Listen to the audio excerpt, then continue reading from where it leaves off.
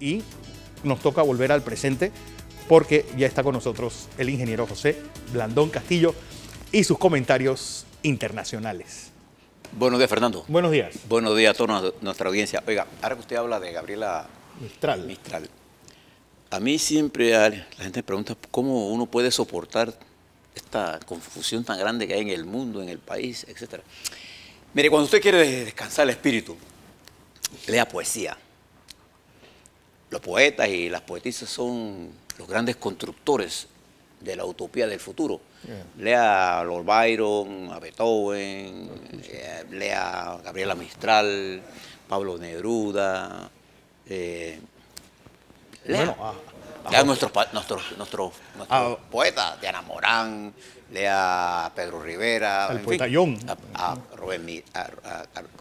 ¿cómo se llama? Miró, lea todo, lea poesía y le va a dar a usted la razón. Los grandes constructores de las utopías del mundo han sido los poetas. Y como dice el dicho, todos de poetas y locos tenemos un poco. Un poco. Bien. Hablando del mundo, y usted tocó un problema de África, fíjese que tengo una corbata con una jirafa. Una jirafa, ¿no? Y la puse a propósito porque estuve dándole seguimiento a lo que está pasando en Zimbabue.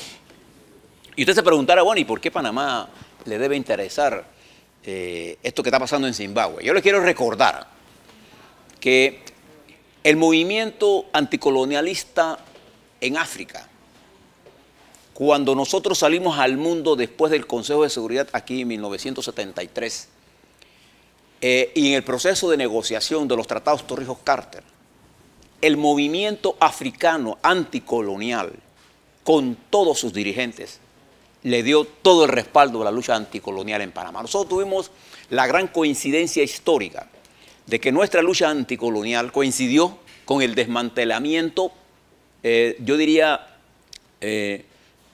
engañoso del colonialismo en esta parte de África, incluyendo Zimbabue. Por ejemplo, en el área de Zimbabue, toda esa área por allí, que está cerca de Namibia, Zambia, Angola, Mozambique, recuerden, Mozambique, que estaba dirigido por el Frelimo en su lucha de liberación con... ¿Todavía era colonia portuguesa? Era portuguesa, sí, cómo no. Zamora Machel, que era su máximo dirigente, y su esposa, que después fue la esposa de ese gran dirigente sudafricano, Mandela. Nelson Mandela. Ellos apoyaron los lucha, igual que lo hizo Agustino Neto en el MPLA de Angola, lo hizo Mandela en Sudáfrica, lo hicieron los patriotas de Zimbabue, que lucharon por la independencia. Recuerde, Zimbabue era una colonia que los bantú eran su mayoría, pero cuando los colonos ingleses llegaron, se apoderaron de la nación y formaron lo que se conoció como el estado de Rodesia. Bueno, que no era una colonia, era propiedad de Cecil Rhodes. Sí, pero los ingleses la dividieron en dos. Pero tenía la aprobación de Inglaterra, porque es un estado altamente rico. La gran tragedia de África ha sido las riquezas que hay en su subsuelo, que ha sido objeto de la explotación de todos los colonialistas del mundo. Y precisamente en esta guerra, no será hasta los años 80 cuando Zimbabue se independice de todo esto, y Robert Mugabe llega al poder con el Frente Patriótico, con la teoría de crear un Estado socialista, pero nunca hizo la reforma agraria. El 1% de la población blanca que estaba cuando se estaba Rodesia del Sur, controla el 70% del territorio de Zimbabue, que tiene aproximadamente 10 millones de habitantes. Y él viene a hacer la reforma agraria hace poco tiempo. Y lo que hizo fue crear un desorden extraordinario. Y la inflación más grande del mundo. Sí, destruyó lo que había que construir. Estaba construido. Y su esposa Grace, junto con él, desarrollaron el régimen represivo más grande. Y lo que me llama la atención con este golpe es que le ocurre en el momento en que el Frente Nacional, el Movimiento por el Cambio Democrático, así se llama el movimiento que dirige Douglas Mwanzana, que es el dirigente actual que lucha por la democracia, precisamente cuando la mayoría ya está a punto de derrocar al señor Mugabe, el ejército da un golpe de Estado. Lo niega desde anoche, lo va negando, pero si camina como pato y ¿cómo es el dicho? Si hace como pato, camina como pato y vuela como pato, es pato. Es pato. Bien. el pato del animal. Pues. Y este es un golpe de Estado que se da con el propósito de interrumpir el proceso de cambio democrático que exige esta nación altamente rica. El colonialismo en África fue tan feroz que cuando hizo la división política de los estados africanos, lo hizo con el propósito de mantener todas las etnias separadas para impulsar estas guerras fratricidas que estamos viendo ahora mismo. Y África, que es un continente de gran perspectiva, ha quedado en manos de luchas fratricidas, de dirigentes que se han corrompido por el sistema colonial. Hoy África, las grandes corporaciones del mundo controlan todas las tierras fértiles de África. Y es producto África de una... Hay polos de desarrollo importantes, porque África es un continente de extraordinario capacidad. Ha producido dirigentes que han sido brutalmente asesinados. Sí, Patricio Lumumba. A mí me tocó estar en ese continente buscando apoyo para nosotros desde Agustino Neto, y yo nunca entendía por qué Agustino Neto tomaba tanto, porque era un tomador fuerte. Pero es que en ese ambiente de selva y de persecución y de esconderse, ¿qué te queda por hacer? Entre la guerra y el alcohol. Y esos hombres nos apoyaron a nosotros. Y por eso quiero elevar mi solidaridad con África, y particularmente tenemos que hacer un esfuerzo por devolverle a África la libertad que tanto ha luchado y que tantos niños cuesta por día. Sí. Los niños soldados en África, que se han convertido en verdaderos criminales, es una de las grandes tragedias de ese país. De ese continente. Y eso es un problema grave. De manera que hay que darle seguimiento a esto. Y nosotros, fíjate que me llama la atención que el Partido Revolucionario Democrático, heredero natural de las relaciones que se abrieron con Omar Torrijos, no ha hecho un solo pronunciamiento sobre lo que está ocurriendo en África. Bueno, no lo ha hecho sobre Panamá, ¿por qué hacerlo sobre África? En un mundo que es altamente globalizado. De manera que expreso, creo que una de las pocas personas en el mundo como dirigente mundial que tiene a África en su mente, en forma permanente y consistente, es el Papa Francisco. De ahí para adelante, todos están por explotarlo. Y olvidamos a África, hablamos de todo y nos olvidamos de África. Sí. Y por donde usted busque, en el norte, en el cono, en el cuerno africano, en el Cabo, en el medio, África es un hervidero de luchas sociales y de explotación brutal.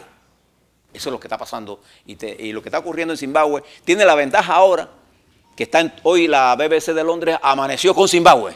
¿Por qué? Porque muchos intereses de las transnacionales están ahí. La BBC hizo, por ejemplo, un estudio sobre el manejo que la British Tobacco Company hace en los gobiernos africanos y encontró que esa compañía tabacalera compra a los dirigentes de los países y a los parlamentos para pasar legislación para proteger la industria tan asesina como la industria del tabaco.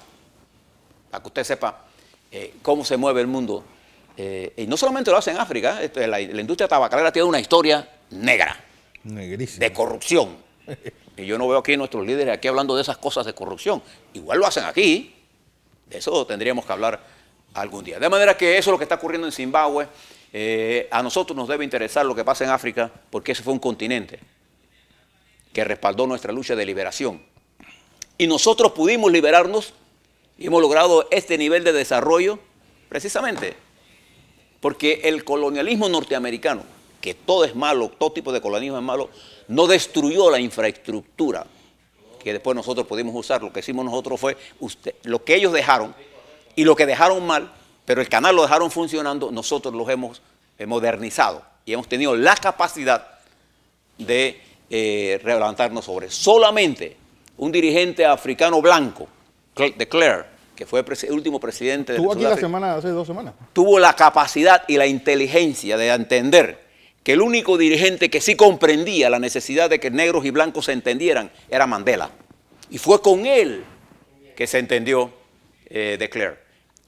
Y yo voy a dejar ese momento porque quiero traer esto que está ocurriendo, en este nivel de entendimiento que de Klerk hizo en Sudáfrica con Mandela para salvar la nación sudafricana de una porque los blancos, Sudáfrica sin los blancos no podían subsistir, que eran el talento. O sea, la educación la educación preparada para mantener el desarrollo, pero los blancos no podían subsistir manteniendo la apartheid. Entonces de Klerk entendió eso, le dio el poder político a Mandela, y Mandela entendió que no podía liquidar los blancos. Eso no pasó en Rodesia, porque Ian Smith, que fue su último dirigente, fue un troglodita político, para decirlo mal y bien, rápido y... Mal y pronto. Mal y pronto, bien. Paso a otro importante país, Inglaterra, que fue colonizador también de África. Hoy la primera ministra Theresa May exhibe los índices de aprobación más bajos de la historia de un primer ministro. 26% el índice de aprobación de la señora Theresa May, que llegó con una gran promesa después de del desastre de Camerún. Y se debe mucho a esto, a que la incertidumbre se ha apoderado de Inglaterra sobre el Brexit, o sea, la salida de ellos de la Unión Europea ha sido y es un problema todavía lleno de incógnitas. No se sabe cuánto tiene que pagar Inglaterra por este divorcio en términos de millonarios. Tiene que pagar las nuevas leyes. Hay una ley que lleva miles de enmiendas para cambiar las leyes de la Unión Europea, que tienen que convertirse ahora en leyes inglesas, y hay toda clase de discusión.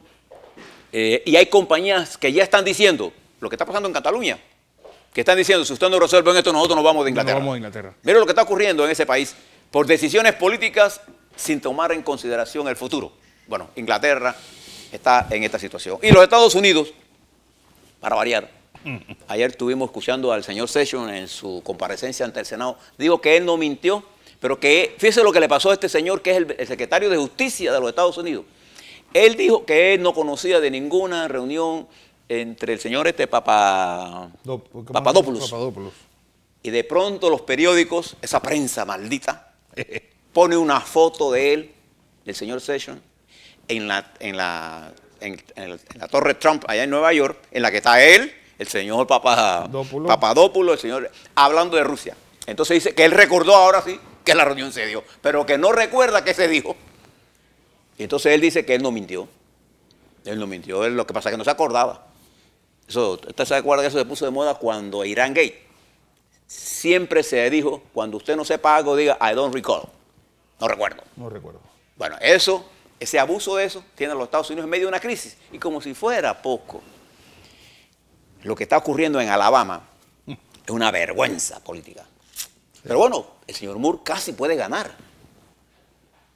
Y está saliendo cosas en los Estados Unidos que me preocupan.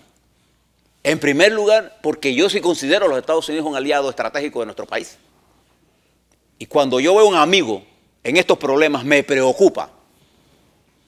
Y quiero expresarles que yo no me alegro de lo que esté pasando. Creo que el señor Trump en algunas cosas tiene razón estratégica.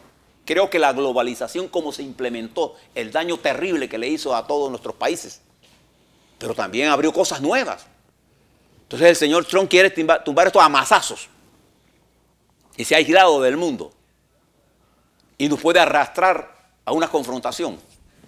Y ahora están rearmando a Japón, a Corea del Sur, para preparar una nueva guerra con lo que ya tienen. Sin armar a nadie, pueden liquidar al planeta Tierra varias veces.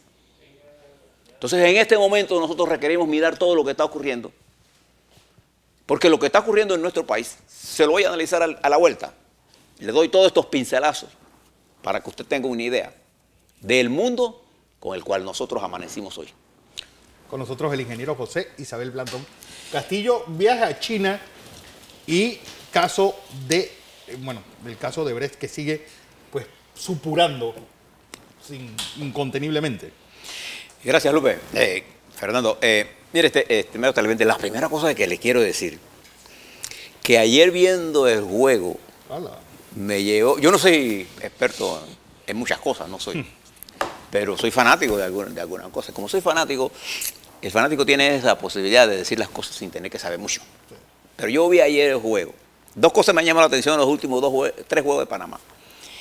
El de que clasificamos con aquel gol que lo hicimos al minuto 88 por ahí. Al final, casi al final ahí.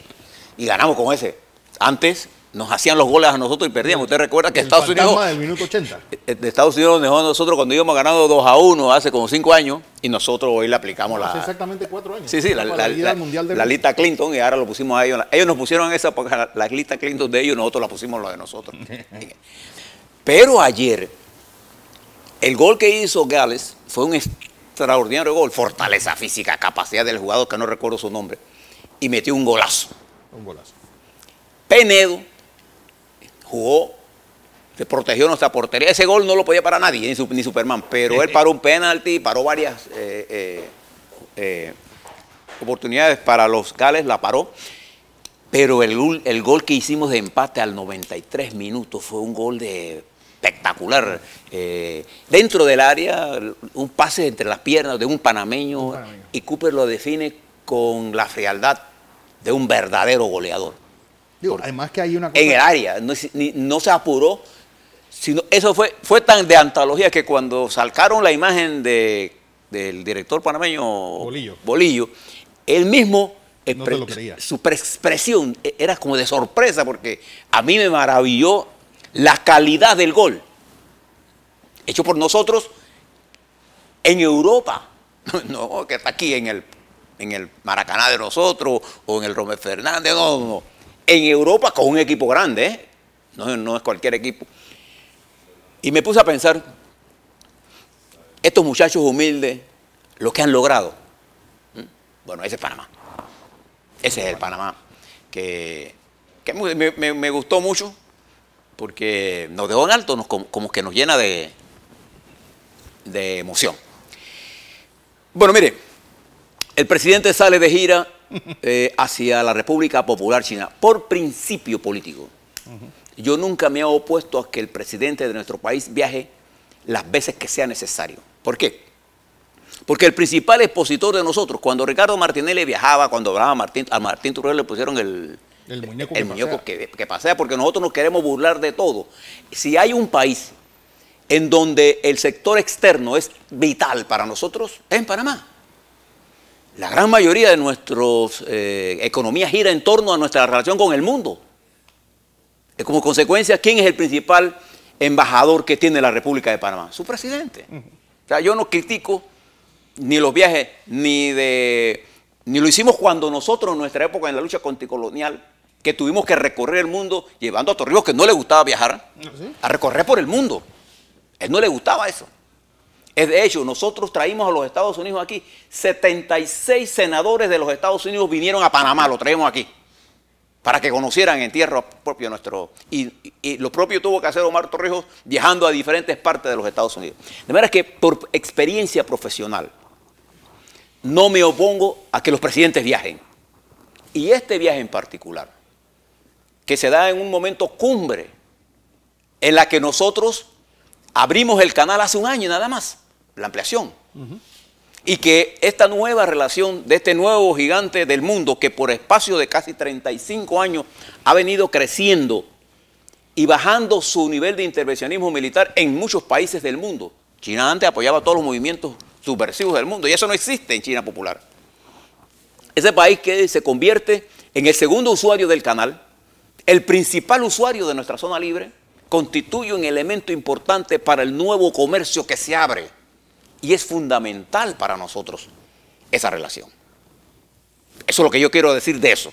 Que si van 40 empresarios, que si van tantos ministros, eso es anecdótico. Lo importante es que la República Popular China tiene intereses geopolíticos en Panamá y nosotros en ellos. Escuché al embajador de la República Popular China hablar de la importancia geopolítica de Panamá para ellos. Yo quisiera escuchar a un ministro nuestro, un dirigente político nuestro, hablar en esos mismos términos de la importancia geopolítica para nosotros, lo que representa China, Japón, Corea del Sur. Por ejemplo, en la administración de Ricardo Martinelli, cuando se discutió sobre la construcción del proyecto minero, que mucha gente aquí no quiere hablar de él, pero el proyecto minero que se construye en Donoso, una de las grandes inversiones privadas que se está haciendo en este país. La inversión privada. La inversión privada más importante. De Centroamérica. la intención y la concepción estratégica de Martinelli de interesar a Sudáfrica, a Corea del Sur, es que en Corea del Sur es el principal constructor de barcos post-Panamá. Y si ellos estaban interesados en el cobre de nosotros, que está al norte, y para poder buscarlo tienen que pasar por el canal de Panamá, era unir a Asia con nosotros para que se lleven el cobre y tengan que venir más barcos post-Panamá. Entonces, esa concepción del canal ampliado y la participación de Corea del Sur, que se redujo ahora al 10%, era importante. O sea, hay que tener una visión de estas cosas para no entrar en discusiones bizantinas. Si ahí va la creminata, porque ahí no van los representantes de la PEDE, ¿no? Aquí van los capos. Los capos. ¿Cuándo los capos lo hago en sentido? Bueno, no usa la palabra. Aquí van los grandes magnates a ver negocios. No me preocupa que esté Genaro tampoco. No me preocupa. Lo que me preocupa es que se vaya el presidente y no dejen a nadie encargado aquí. Sí, eso hay que hacerlo con orden. Aunque la Constitución establece que cuando el presidente se va por menos de 15 días, no tiene que notificarle a nadie. Bueno, pero tiene que decirnos a nosotros en caso de... Sí, ¿qué pasa? ¿A quién llamamos? Pues? Cosas de ese tipo hay que cuidarlo. Me alegra que hayan hecho público quiénes van. Porque además es una relación estratégica y llegamos en el momento. Nadie hubiera planeado que esto ocurrió después de la cumbre del Pacífico, en la que las economías más importantes de la región, salvo los Estados Unidos que se aisló, han decidido el camino del comercio internacional. Camino que a nosotros nos interesa. ¿Se da cuenta? Es eso lo que tenemos que mirar. Ese camino que lo hemos abierto a lo largo de nuestra historia. ¿No sí? Lo logramos entendiendo el papel de nosotros. Acabamos, está nuevecito el proyecto que le ofrecemos al mundo de la ampliación del canal. Y dice lo que le voy a decir. En la nueva correlación del comercio que se está moviendo en el mundo, esta nueva relación entre Turquía y la Rusia de Putin, que ayer se vanagloriaban ellos de que en el primer año más de 9.000 millones de dólares de incremento entre el comercio entre Turquía y Rusia. Va a replantear entonces cambios de rutas y nosotros vamos a ser beneficiados de esa ruta, de esos cambios, si tenemos claro lo que queremos hacer. De manera que a mí me parece que debemos darle atención. Ojalá el presidente de allá nos informe de lo que está ocurriendo. Eso es vital para el país. Con independencia que no tenemos que... Eso no desmedra nuestras preocupaciones en lo interno, en lo absoluto. Bien, dicho eso, fíjense lo que le voy a decir. Ayer tuvimos la oportunidad aquí de tener a la señora ex procuradora de la Nación, la señora Ana Belfo, quien con mucha sencillez les explicó a ustedes que nada de lo que ella hizo impedía las investigaciones sobre el señor Lazo. Y hoy, de hecho, los periódicos publican más información sobre esto. Y de esto vamos a conocer muchas cosas. El interés, precisamente, cuando nosotros defendíamos aquí el acuerdo, es que se conozca todo. Hay gente que no está interesada en que no se conozca. Bueno, esos son los intereses, es un derecho que ellos tienen. Pero las investigaciones, cuando usted habla este hilito, ahí se va a venir pegado todo el mundo. Así que es un caso que tenemos que mirar. Pero yo les quiero proponer un método para que pensemos en lo que está ocurriendo. Hace unos días, el presidente Ernesto Pérez Valladares hizo una propuesta. La colgó en su cuenta de Facebook.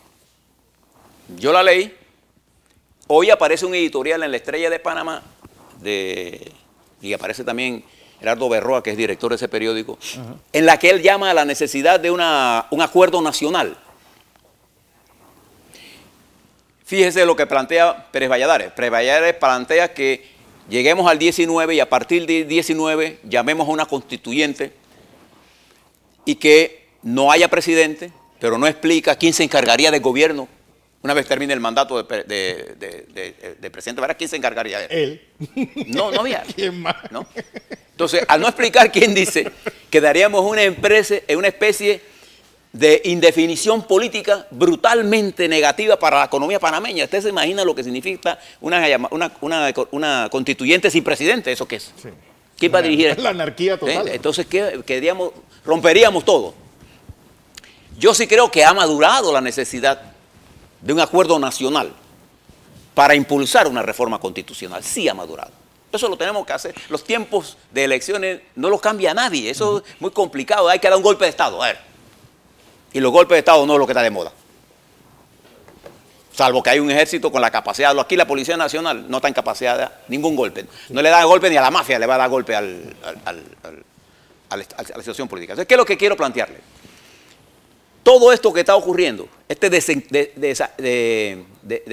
desacuerdo entre los políticos y sus electores, esta falta de conexión. Es un divorcio de todos con todos. Este desencuentro político ha provocado una de las crisis políticas más largas de la historia nacional. Y ya ha madurado en la sociedad panameña. Acuérdense, fíjense cómo son los ciclos nuestros de cambio. Son de 30 a 35 años. Todo el proceso de los militares del 68 fueron como 30 años. Este ciclo ya está vencido. Entonces, ¿qué deben hacer los partidos políticos y la dirección política de este país, incluyendo el presidente de la República? Buscar un acuerdo nacional para concertar puntos que nos lleven a nosotros a que, producto de las elecciones del 2019, hay una agenda de Estado que podamos desarrollar. Pero tiene que darse alguien que le salga electo para hacerla. Entre ellas la reforma constitucional. Y es probable que dentro de esa se pueda llamar entonces a elecciones anticipadas para el proceso de elección de un órgano legislativo nuevo. No importa. Entonces yo creo que sí es importante. Porque todo este proceso de investigaciones que se están realizando simplemente vienen a confirmar el nivel de deterioro que hay en la estructura política, no solamente política, económica y social, porque hay gente que se las tira de puros, incluyendo que militan en organizaciones anticorrupción, que lo único que usan es la corrupción como un elemento para corromper al pueblo. O sea, tenemos que ser sinceros. Y creo que necesitamos una especie de acuerdo nacional para enfrentar este problema, que no es el problema, incluso que impide el desarrollo nacional, porque a pesar de esto, el país sigue desarrollándose. Porque nosotros hemos creado un modelo económico lo suficientemente dinámico y diversificado para resistir incluso estar sin presidente por un periodo corto. O aguantar todo este remesón que le estamos dando al sistema, pero el sistema ya está agotándose y puede desplomarse. Eso es lo que tenemos que evitar. Yo lo que quiero recomendarle, yo entendí que Valladares ya se da cuenta que por la vía de ir por el partido no puede conseguir la nominación porque está cerrada el camino ahí. Los partidos están tan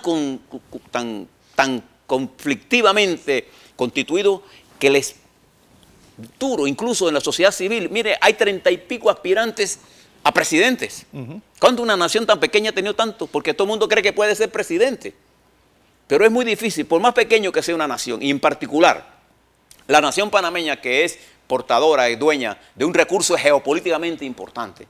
Es importante no porque el tamaño de la nación, es por su posición geográfica y por lo que hemos construido. Pero José, es que hay algo que nosotros estamos perdiendo de vista, y es que aquí la militancia política, al no realizarse, cualquiera cree que puede ser presidente porque, ¿sabes? Los partidos políticos son solamente un medio para llegar al poder.